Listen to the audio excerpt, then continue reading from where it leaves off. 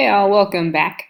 We are doing some guided notes today about September 11th and the War on Terror. So, as always, we start with our essential question, which today is how did the events of 9/11 impact the War on Terror?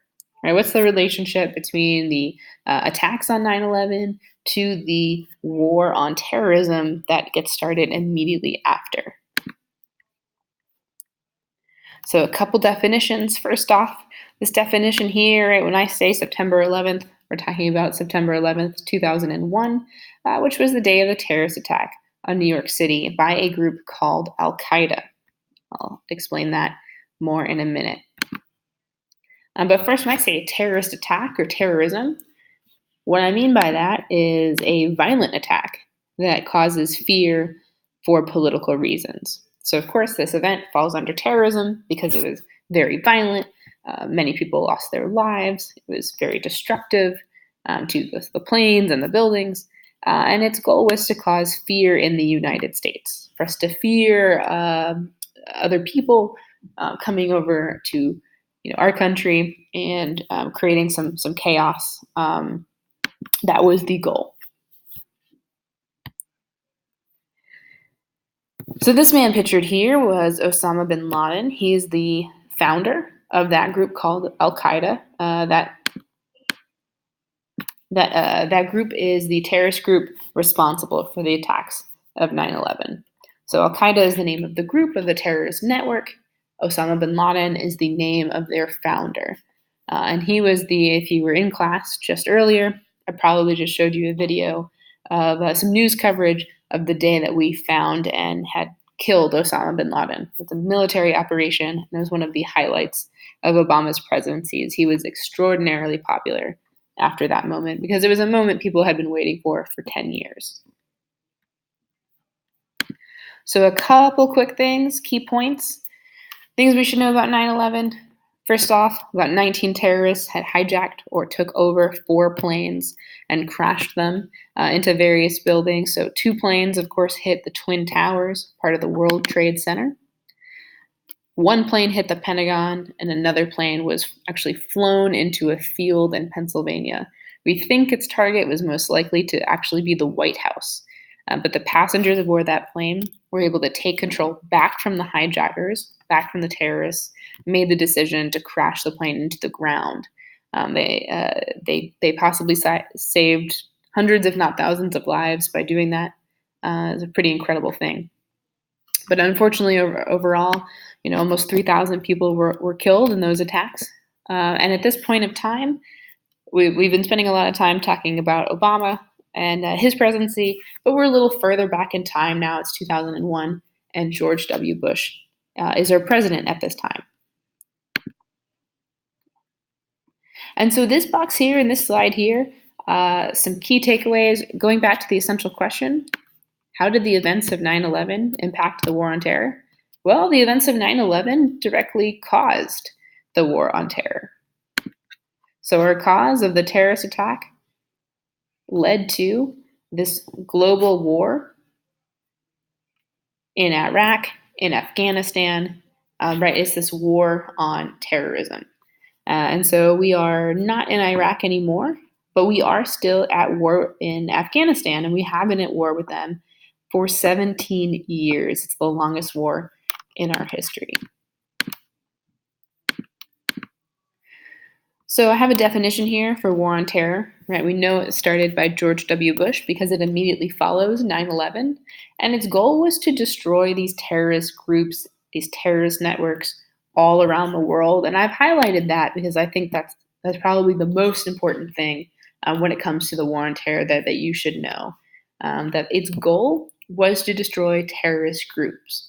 We weren't at war with these individual countries. We were more focused on the terrorist groups that were living in parts of them.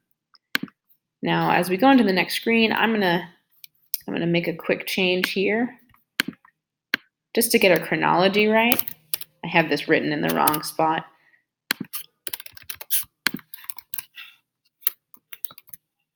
So when 9/11 has occurred, our immediate action is to go into Iraq. So that's why I want the Iraq War first on your notes. just to avoid any confusion. But before we get into that, I wanted to share this piece of art with you guys. This is a mural. In the middle, you have Jafar from Aladdin, and on either side, you have some Western military forces with weapons trained on him. And I put this in here to share that another one of those impacts of 9/11 was the increased fear of people who were Muslim or people from the Middle East. We became very suspicious. You saw that especially, at airports. If you looked Muslim, if you had visited these countries in the past, those were people who were pulled for extra security and extra screening, and treated sometimes very poorly, right, by other Americans who started to blame anybody from the Middle East for 9/11. So I wanted to take a minute to share that with y'all. But just to finish up, 2 more boxes. Right after 9/11, we start the war on terror, and we go to war in Iraq, pictured here, kind of highlighted in pink. And the goal of the Iraq War was to overthrow the leader, Saddam Hussein. That was the goal. We wanted to get rid of Saddam Hussein, who was in that country, and that's because we were worried that he was creating these, what we call WMDs, weapons of mass destruction. We were worried that Hussein was creating these terrible weapons that he was going to give to Al Qaeda, that he was going to help them, launch more terrorist attacks on our soil. Hussein was also not a great guy. He was a pretty ruthless dictator and was not treating his people well at all. But our primary goal here, right, was self-defense. And finally, Afghanistan. So a couple years after the start of the Iraq War, we invade Afghanistan, pictured here in purple, so very close by in the Middle East. We invade Afghanistan because we think bin Laden is there. We want to find him, right? He is the reason 9/11 happened. We want to find him and bring him to justice. We also want to destroy the Al Qaeda terrorist network and remove the government from their power. Get them out of Afghanistan. And like I said earlier, this is the longest war in our history. It's been 17 and a half years now, with no end in sight. This is also, let's say, part of the war on terror, where we're fighting these terrorist groups. We're fighting terrorism, not just specific countries, which is why, in my opinion, it makes this pretty tricky, right? There's always going to be terrorism in the world, whether that's in the Middle East or in somewhere else. It's going to be a factor. It's going to be something we have to deal with. And so we are now in this war against terrorism, a war that seems like it's never going to end, and we're going to have to make some decisions on what to do next.